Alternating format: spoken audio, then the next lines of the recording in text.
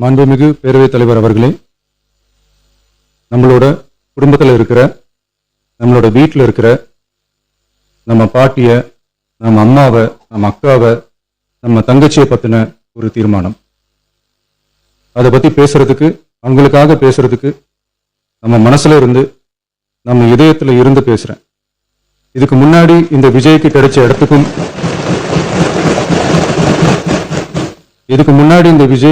இடத்துக்கும் இன்னைக்கு இந்த விஜய்க்கு கிடைச்சிருக்கிற இடத்துக்கும் மிகப்பெரிய காரணமா இருக்கிறதுல என்னோட பாட்டி, அம்மா, அக்கா, தங்கச்சிங்க தான்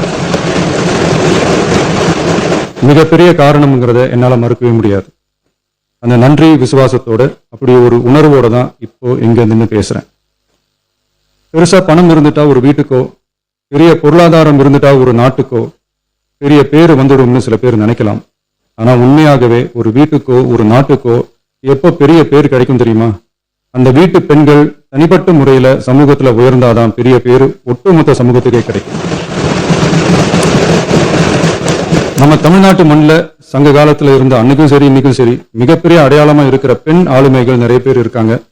ஔவையார், காக்கை, பாடினியார்னு சங்க காலத்து ஆளுமைகள், கண்ணகி, மணிமேகலை, குண்டலகேசி, இவங்கெல்லாம் இலக்கியத்துல நிலைச்சு நிற்கிறவங்க. ஆண்டாள், காரைக்கால் அம்மையார், இவங்கெல்லாம் ஆன்மீகத்திலையும் இலக்கியத்திலையும் உயர்ந்த இடத்துல இருக்கிறவங்க. ராணி வேலு நாச்சியார், குயிலி, அம்புஜம் அம்மாள், ருக்மணி லட்சுமிபதி அம்மாள், டாக்டர் முத்துலட்சுமி ரெட்டி அஞ்சலை அம்மாள், மக்கள் சேவகர் அஞ்சலை அம்மாள்னு நம்ம நாட்டோட விடுதலை போராட்டத்துல கலந்துகிட்டவங்க. நம்ம தமிழ்நாட்டு பெண் ஆளுமைகள் நிறைய பேர் இருக்காங்க. சுதந்திர போராட்டத்தில இருந்து சமூக நீதி போராட்டம் வரைக்கும் கலந்துகிட்டவங்க தான் நம்ம தமிழ்நாட்டு பெண்கள். அது மட்டுமா, கல்வி, அறிவியல், அரசியல், நீதி, நிர்வாகம், தொழில்நுட்பம்னு எல்லா டிபார்ட்மெண்ட்லயும் இன்னைக்கு நம்ம தமிழ்நாட்டு பெண்களோட பங்களிப்பு பெருசா இருக்குன்றத யாரும் மறுக்கவே முடியாது. அப்படிப்பட்ட நம்ம வீட்டு பெண்களுக்கு அரசியல்லையும் முன்னேற வழிவகை செய்யணும். அதுக்கு உரிய இடஒதுக்கீடு வழங்கணும். பெண்களுக்கு இடஒதுக்கீடு தர்றது ஏதோ சலுகைன்னு நினைச்சிடக்கூடாது. சமூக நீதி சார்ந்தது, அரசியல் அமைப்பு சார்ந்தது. மாண்புமிகு பேரவைத் தலைவர் அவர்களே, நம்ம நாட்டோட மக்கள் தொகையில ஏறக்குறைய பாதி பேர் பெண்கள் தான். அதனால அனைத்து நிலைகளிலையும் பெண்களுக்கு சம அந்தஸ்து வழங்கப்படணும். அரசியல் அமைப்பு சட்டமும் அவங்களுக்கு சமத்துவ உரிமையை வழங்கித்தானே இருக்கு. நம்ம தமிழ்நாட்டை எடுத்துக்கிட்டாலும் ஆண்களை விட பெண்கள் தான் அதிகம். ஓட்டு சதவீதத்துல கூட அவங்க தான் அதிகம். ஆனா அவங்களுக்கான அரசியல் இடம்னு பார்த்தா 2021 சட்டசபையில 12 பெண்கள் இருந்தாங்க. இப்போ இந்த 2026 சட்டசபையில 23 பெண்கள் இருக்கிறாங்க. 2 மடங்கு ஆகி இருக்கு. ஆனாலும் சதவீத கணக்குப்படி பெருசா உயரல. மாண்புமிகு பேரவைத் தலைவர் அவர்களே, ஒன்றிய அரசு 2023ஆம் ஆண்டு மக்களவை, அனைத்து மாநில சட்டமன்றங்கள் மற்றும் டெல்லி யூனியன் பிரதேச சட்டமன்றத்தில் பெண்களுக்கென 1/3 பங்கு தொகுதி ஒதுக்கீட்டை கட்டாயமாக்கி 106வது அரசியல் சாசன திருத்த சட்டத்தினை 2023 செப்டம்பர் 28 நிறைவேற்றி 2026 ஏப்ரல் 16 முதல் நடைமுறைக்கு வந்துள்ளது. இருப்பினும் மேற்படி தொகுதி ஒதுக்கீடானது மக்கள் தொகை கணக்கெடுப்பு மற்றும் அதை தொடர்ந்து நடக்கும் தொகுதி மறுவரையறை பணிகளுக்கு பிறகுதான் முழுமையாக நடைமுறைக்கு வரும் என்று தெரிவிக்கப்பட்டுள்ளது. மேலும் ஒன்றிய அரசு 2026ஆம் ஆண்டு 131வது அரசியல் சாசன திருத்த சட்ட மசோதாவையும் 2026ஆம் ஆண்டு தொகுதி மறுவரையறை சட்ட மசோதாவையும் தாக்கல் செய்து 2026 ஏப்ரல் 17 3/2 பங்கு உறுப்பினர்களில் ஆதரவு இல்லாமல் மசோதா நிறைவேறவில்லை.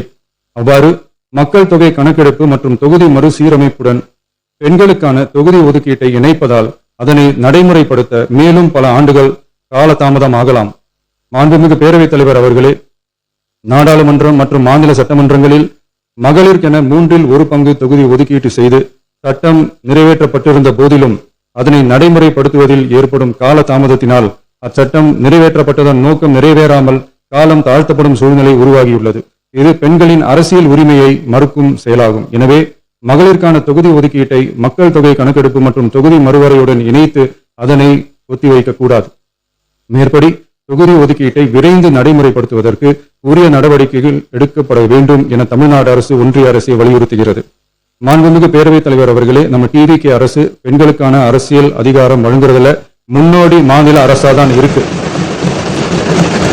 4 பெண் அமைச்சர்கள் இருக்கிறாங்க.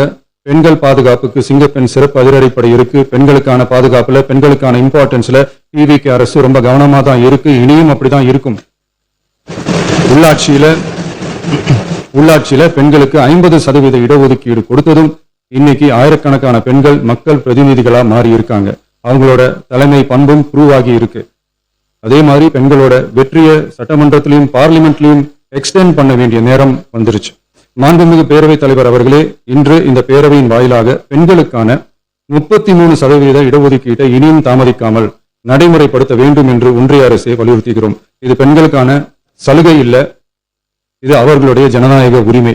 இது ஒருவருக்கான வெற்றி அல்ல, இது இந்திய ஜனநாயகத்தின் வெற்றி. ஒரு பெண் அதிகாரம் பெறும்போது ஒரு குடும்பம் உயர்கிறது. ஆயிரக்கணக்கான பெண்கள் அதிகாரம் பெறும்போது ஒரு நாடே உயர்கிறது. மக்கள் தொகை கணக்கெடுப்பு மற்றும் தொகுதி மறுசீரமைப்புடன் பெண்களுக்கான தொகுதி ஒதுக்கீட்டை இணைப்பதால் ஏற்படும் காலதாமதத்தின் காரணமாக பெண்களுக்கான தொகுதி ஒதுக்கீட்டை ஒத்திவைக்க கூடாது என்றும் அதை விரைவாக அமல்படுத்த தகுந்த அரசியலமைப்பு மற்றும் சட்டப்பூர்வ நடவடிக்கைகள் எடுக்கப்பட வேண்டும் என்றும் தமிழ்நாடு அரசு ஒன்றிய அரசை வலியுறுத்துகிறது. மாண்புமிகு பேரவைத் தலைவர் அவர்களே, மகளிர் இடஒதுக்கீடு சட்டத்தினை அமல்படுத்த மேலும் காலதாமதம் இல்லாமல் தற்போது 543 என்ற நிலையிலேயே 1/3 தொகுதி மகளிர் தொகுதிக்கு வருகின்ற 2029 பாராளுமன்ற தேர்தலில் நடைமுறைப்படுத்த வேண்டும் என்ற முன்மொழியும் தீர்மானிக்கப்பட்டுச்சு.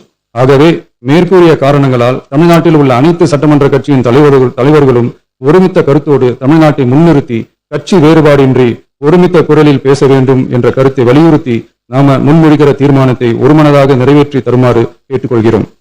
பெண்களுக்கான 33% இடஒதுக்கீட்டை காலதாமதமின்றி தற்போது 543 தொகுதிகளின் அடிப்படையிலேயே 2029 ஆண்டு மக்களவைத் தேர்தலில் நடைமுறைப்படுத்த வேண்டும் என்றும் ஒன்றிய அரசை வலியுறுத்தி தமிழ்நாடு சட்டமன்ற பேரவை கீழ்கண்ட தீர்மானங்களை ஒருமனதாக நிறைவேற்றுகிறது. வரவிருக்கும் மக்களவை பொது தேர்தலிலும் அதன் பிறகு சட்டமன்ற பொது தேர்தல்களிலும் 1/3 தொகுதி ஒதுக்கீட்டு பலனை பெண்கள் பெறுவதை உறுதி செய்ய வேண்டும் என ஒன்றிய அரசை தமிழ்நாடு சட்டமன்ற பேரவை ஒருமனதாக வலியுறுத்துகிறது.